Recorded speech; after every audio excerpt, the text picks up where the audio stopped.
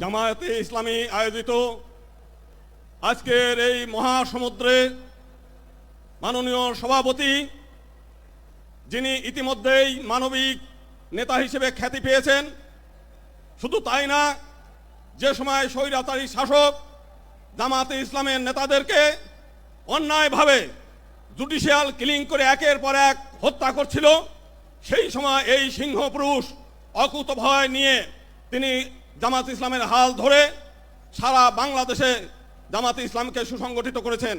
আজকে আমাদের পক্ষ থেকে তাকে আমরা শ্রদ্ধা জানাই। একই সঙ্গে আমরা সংক্ষেপে যেটা বলতে চাই যে আমরা দীর্ঘদিন যাবৎ আওয়ামী লীগের কাছে রাজনৈতিক বন্দী হিসেবে আমরা ছিলাম।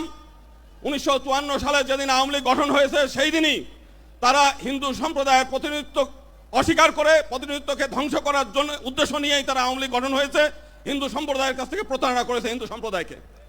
একই সঙ্গে আমরা আরেকটা বৃহৎ দল দেখেছি যারা দীর্ঘদিন এই দেশে শাসন করেছে, তারা হিন্দু সম্প্রদায়কে প্রতারণা করেছে, নেগলেক্ট করেছে এবং ক্ষতিগ্রস্ত করেছে।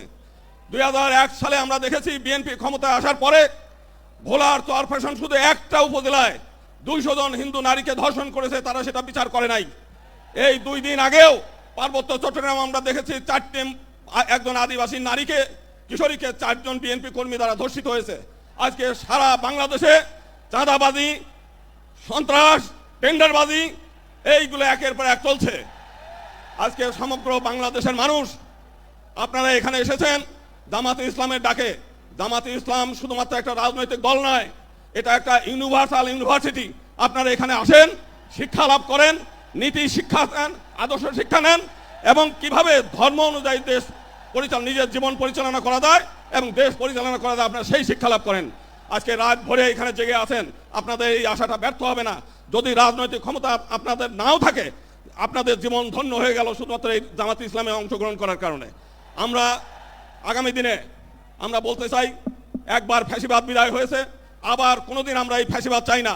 এখানে জুলাই আন্দোলনের শহীদ পরিবারের সদস্যরা আছে, যদি আবারও এই দেশে পিআর সিস্টেম ছাড়া যদি নির্বাচন হয়, আবার ফ্যাসিবাদ আসবে, আবার আপনাদেরকে এই ফ্যাসিবাদ সরানোর জন্য আবার জীবন দিতে হবে, রক্ত দিতে হবে। অতএব এক দফা পৃথক নির্বাচন দিতে হবে আমাদের মাইনরিটিদের জন্য এবং একই সঙ্গে পিআর সিস্টেম ছাড়া কোনো নির্বাচন হতে দেওয়া যাবে না। এবং এটা যদি জামায়াতে ইসলাম মনে করে যে বাংলাদেশে কোনো নির্বাচন আমরা হতে দেবো না, জামায়াতে ইসলাম সেটা পারে। সবাইকে অনেক অনেক ধন্যবাদ।